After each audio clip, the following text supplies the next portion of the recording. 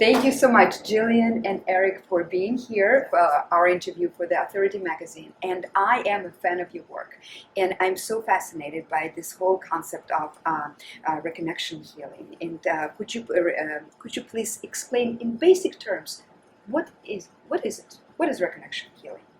How basic shall we get? Very, Okay, very very basic. We call it Reconnective Healing. Mm-hmm.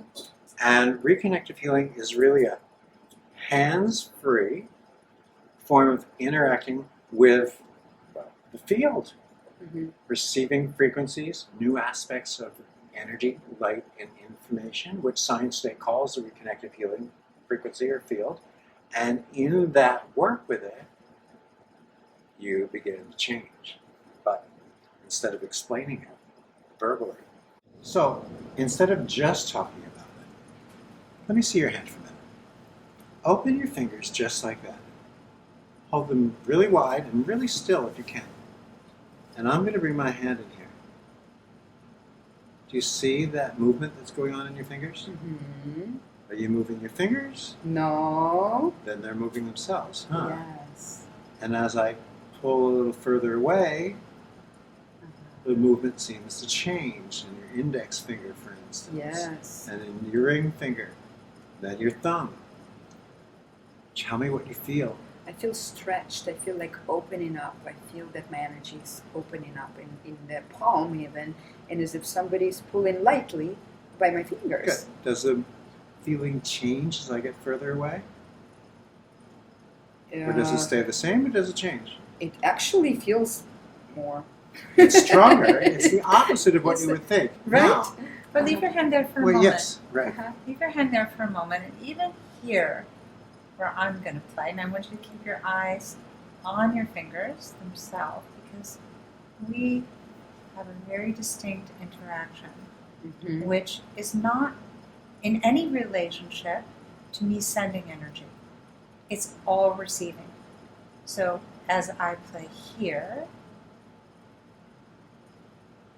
you're essentially becoming a part of a three-way dynamic. Now, how does it change when I pull further and even just start to play? Interesting. I feel like this finger and this are pulled really, like they're stiff, almost pulled. And when you're playing, it's kind of a softer energy for me. Right. That's how I feel. It's different. Mm-hmm. So when Jillian's speaking, you can relax now. So when Jillian's speaking about a three-way interaction, she's not speaking about the three of us. Yes. She's speaking about when you two are interacting, your essence, hers, and the field, the intelligence of what we call the reconnective healing field, the field that we exist in, which is Mm-hmm. different than the three-way we had, where it was my essence, your essence, and the intelligence of this field that some might call God or love, but science will think of it as the field. Mm-hmm. So there was a three-way, there was another three-way. It's never just two, it's never just sending, because Jillian is receiving. And yet she is changing in that receiving and affecting the field, and you are receiving from that field, same way we interact. I think I always like to speak with our students in the modern language of, let's say, technology even. Mm-hmm. We become like human Bluetooths. So what we know about reconnective healing is that it's an approach. It's not a modality. It isn't a technique. And that in the approach, we're able to share, like a human Bluetooth that we switch on, a receiver quality with this intelligence. Mm-hmm. The intelligence is scientifically referred to as energy, light, and information. And in that, no matter where we are, whether we are in a, I'm going to say, compromised state with disease, whether we are an Olympic athlete, whether we are a mom, a dad, rich, poor, it has no cognizant, I'm going to say, need to know our human story. Our story becomes irrelevant. What it does is it seems to interact with what we'll call the other self, our essential self, Mm-hmm. the biophotonic aspect of us, which is light. So it it as a intelligence allows you and me to be like a catalyst for the exchange.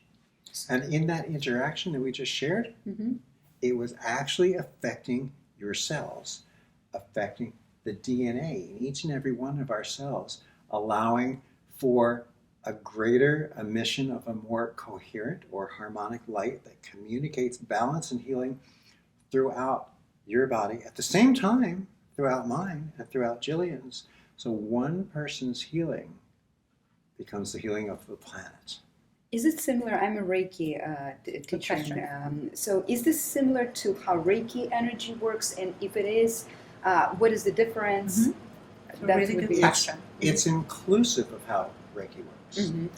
In other words, Reiki, you use the symbols, right, and other things. Reiki has focal points of techniques, and we know that there are many different Reikis and Shiganis and things, so there are many different forms of that energy. What Reconnective Healing does is it allows us to release the techniques and access the entirety of what we've known as the energetic field, the energy field. And yet, because it's brought in new aspects of light and information, it gives us all the gifts of the Reiki and expands beyond the energy field into the light and information. Ultimately, it allows you, when you learn Reconnective Healing, to become the healing and to embrace and embody everything that you've learned in healing and everything that you haven't yet learned in healing. It's interesting. So, and you're also releasing the need to, we'll say, diagnose or treat. And this is a really interesting part. When I say we're human Bluetooths, I mean literally we just become a receiver signal pairable with everything around us at this sort of expanded quantum level. And quantum mechanics is becoming, I think, also more modern conversation. We know, most of us, that we are more than just our physical body. We know that we are a mechanism of biology. We know we're interacting with the atmosphere. And in some ways, this allows us to perhaps ask the question, when I decide what you need, and I direct with my intention, a particular focused intention, what is it that I'm not considering? I'm not considering that maybe my human educated mind doesn't know exactly everything that ultimately has become I'm going to say the ultimate symptom that you're expressing as the problem. Be it spiritual, mental, physical, emotional, right? But even not symptom, our limitations of what we're able to perceive through our minds, even if we feel we're being fed information from another place, still simply doesn't fully comprehend and own the greater picture, where we might say, oh, well, I found the problem that's in the knee, but we don't necessarily know that it might be caused yet by something else. So this actually challenges the healer's ego to step out of the way, and instead of walking out saying, look what I did, you say, wow, I am so in awe of what the universe allowed me to witness, to participate as a witness and a catalyst. So you become a sort of channel, right, through which well, it's actually energy, more than a channel. You become a catalyst. Right. A channel brings something through it. A catalyst may do that also, and yet affects a greater change, not only from coming through like a straw, but affecting the entire field. So I think the way I look at it is you're the inspiration. Even the practitioner in Reconnective Healing, in the actual facilitating of a Reconnective Healing session, is simply there as a catalyst, an inspiration, a participant, where they are witnessing and also observing the exchange. So we want to leave space for space-time, for the reciprocal universe, for the things that we are learning about quantum mechanics. Reconnective Healing, I think, has helped to establish what today we might call a field effect, meaning you're receiving information all the time. Okay, that's part of what we'll call consciousness. We have all different levels now of consciousness. We have an active listening consciousness, which is really to be able to perceive and hear things on a multidimensional level, not just, that in this day and age we would call passive listening. It doesn't require the observation or the quantum field to be in our awareness on any level. So reconnective healing has been sort of defining, I think, expanding what we'll call the field that we're interacting with. And it's now perhaps just this era in our human development, our human evolution, that we are starting to recognize, wow, we have this capacity. We are the instrument. Don't have to go to a special healer who lives on a mountain or is defined a church or has a lineage of shamans. We don't necessarily have to rely on even scientific research that tells us this is qualified, this is not qualified. We appreciate the research for Absolutely. multiple reasons. It's nice to be able to demonstrate that something that we know exists actually exists for those questioning it. It allows people who, wear science blinders, say, I'll only look at it when science recognizes it, instead of realizing that truth exists before science discovers it. Otherwise, science would have nothing to discover. Yes, absolutely. And also in this state of observation, we often confuse observing something as not playing a role in it. It's our willingness to observe that catalyzes and expands the healing itself. But I know we're talking a lot, and you probably have a list of questions. Yes, it's very interesting. It's great. So if we can affect people's energy, can the opposite be reversed too? So can we get like energy contamination? Right. For instance, we talk about vampires, the energetic vampires, or when you study Reiki, they teach you how to disconnect, How to protect yourself. Is this something that Reconnective Healing believes in? It's a really great question. Uh-huh. And the answer is no. No. Because when you are in an exchange with this spectrum of energy, light, and information, anything denser, anything less harmonic, Anything heavier or denser than light itself, really. seems to fall away. So in essence, you are in an exchange where your cells are vibrating, and this is measurable. There is a coherency to you in this exchange with this intelligence, with this spectrum, that ultimately allows you to create, we'll say, pathways.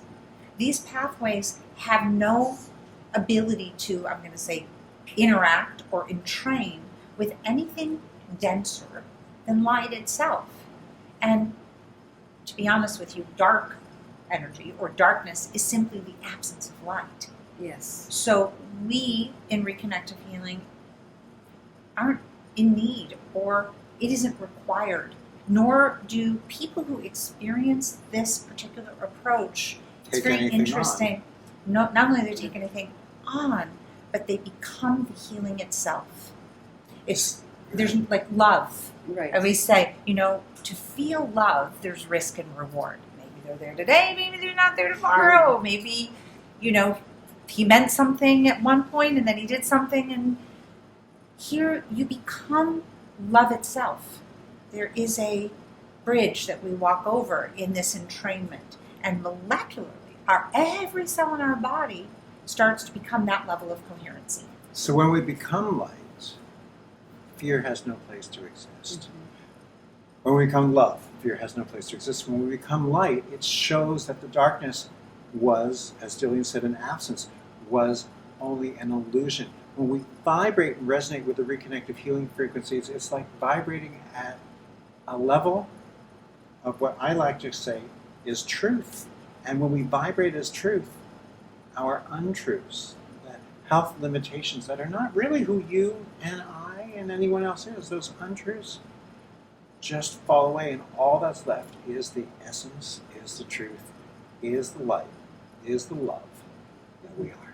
So is it connected to this Dr. Hawkins, the consciousness, the vibrational scale, where we play on a certain radio station of love, joy, peace, and then the fear and all of the lower vibrations, they just cannot play on the same vibrational level? Is that something that you would agree I wouldn't with? say it's connected to that. I would say is that Dr. Hawkins' work has given us certain perspectives and views into understanding aspects of this. This is something that's measurable in the way that we can see and show that it exists, and therefore parts of it they may be measured on that scale, but it's not measurable in a way where you can find where it begins and where it ends, because you can't. It seems to expand beyond what we've been able to have as delineation. Would you And say the it that other, way? yes, very much so. I think it's a great way to put it. The other aspect that is sort of interesting in the phenomenology of it is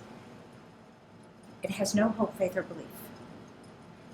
You will notice with a reconnective healing exchange that something in the engagement, something in the receiving bypasses the mind. So the story, the fear, the trauma, these are the things that ultimately are emotions.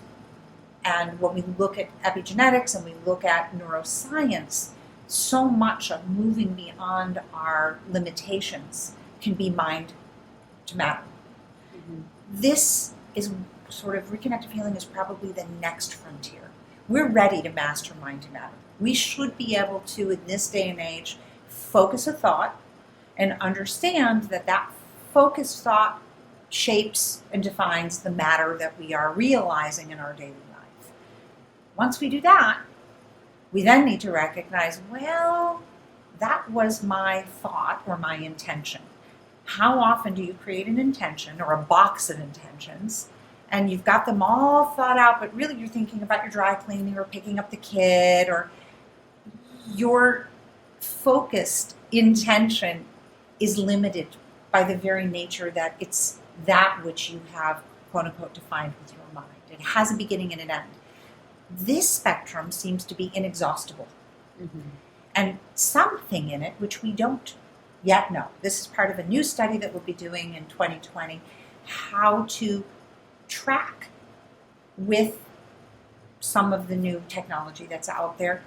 It's directional. How is it that engages us without engaging our thoughts? Whether they're happy thoughts or sad thoughts, it's sort of impervious, is that the word I want to use, to our thinking mind.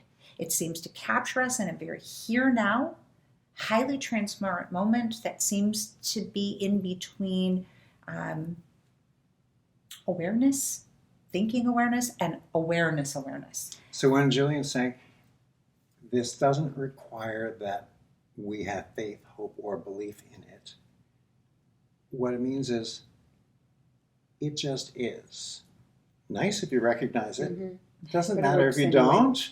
It doesn't care whether you believe in it or not. It's just like when we sat down in these chairs. The chairs supported us. I can pretty much promise you that we didn't have to believe in the chairs. They just are there. Wonderful. Yeah. So I have two very quick questions. So is it important then for a practitioner to kind of, again, we talk about other healing modalities that you need to keep your channel clean, right? So you need to eat good food, you should not smoke or drink, have toxic relationship in order to be able to heal others. Is that something that you are concerned about, or again, it really doesn't matter? No. And I would And it's tell you- nice. It's nice to have a good relationship. It's nice to eat a healthy diet. Of course, if you ask two nutritionists what a healthy diet is, you will get three different conflicting Yes, answers. absolutely. So it's nice to eat the best you can, to have nice harmony, to have good relationships.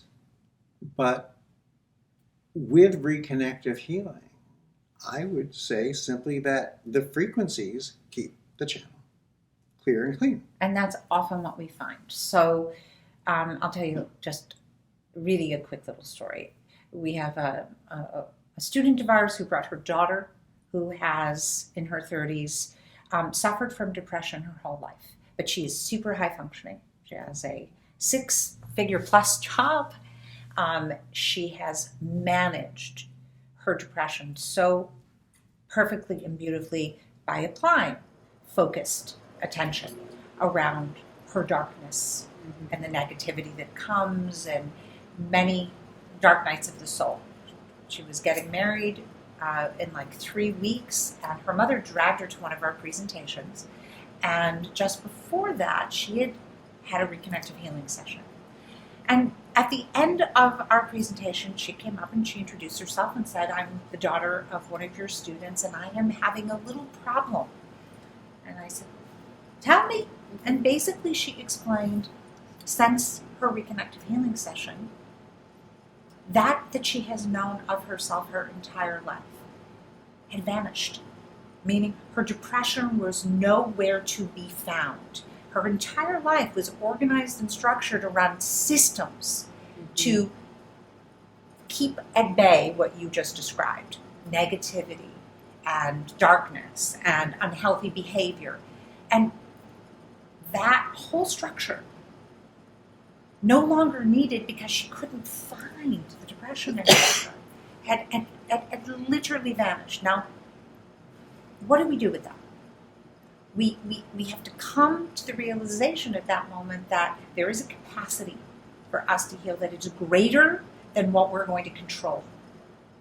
It's going to be greater than what we're going to establish, whether those are good habits or bad habits. So we find a new level of certainty in the chaos of just being a human seems to emerge as we entrain biologically with this frequency. So, as you asked the question about protections, if we think for a moment, every time we protect ourselves, every time we bring protection into the healing equation, what are we really bringing into the equation? Fear. And fear creates more fear. Yes. And so that begins an ongoing cycle. And when people are trying to sell us on protective rituals or protective objects or amulets, what they're really selling us is fear. But it's not just the object or the ritual. And it's not just any fear. It's the fear that you and I are less than enough. And so the way to let go of those fears that we carry in a closet, actually we're not even aware of, many of them, is every time we're introduced to a protection in the healing field, don't do it. I'm not saying don't protect yourself by walking against a green or red light. Absolutely. But in the healing field, don't do it. Either you'll die, which most likely you won't, or you'll become more the light essence that we truly are. Wonderful. Thank you so much. So my last question is, I run a rubric in Authority magazine that deals with moving from lethargic state of being to the living with a ravenous thirst for life. Love that. What, in your opinion, is this joy, passion, and this ravenous thirst of life?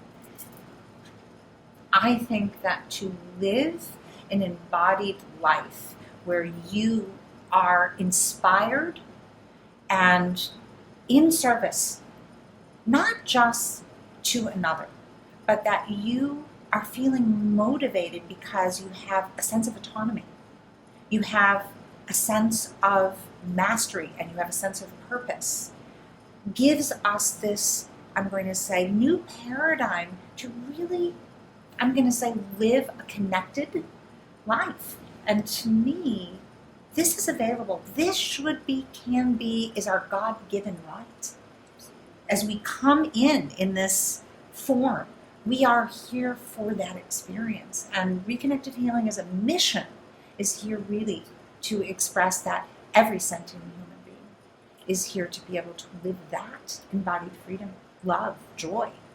Reconnective Abundance. Healing is here to change the world. It's not here to be another energy healing technique, because the world doesn't need another energy healing technique, and we're not here to teach one. Today, I believe it's shown up to allow us to instead simply become the light and the healing that is our essence. And in becoming that light, then we shine in a way that others allow themselves to see their own It's like a candle. Eric always uses this example. I really love it. What is the sound that you hear when a candle lights another candle and lights another candle? There's a sound. Mm-hmm. The sound is. It is the sound of inspiration. Not inspiration just meaning breathing in, Yeah. but to inspire. So we get to be that catalyst for one another. And I think when we choose to own that capacity, and we talked about this a little bit, it's not enough to just want to experience connection. We have to own the accountability that we have access. And that access is something that we can share one-to-one. You know, let's start even right there. So it is the breathing into of the breath of life. That is healing. I love it. We love you, and thank you for having us. Thank you, so Marina. much. It's What our a pleasure. beautiful interview, and you definitely inspired. You know, I have so many ideas, so many questions, so we need to repeat this. You know, we need to have a series of interviews with you. Please stay We're with us. happy Thank to. you. Thank you so much. Thank you.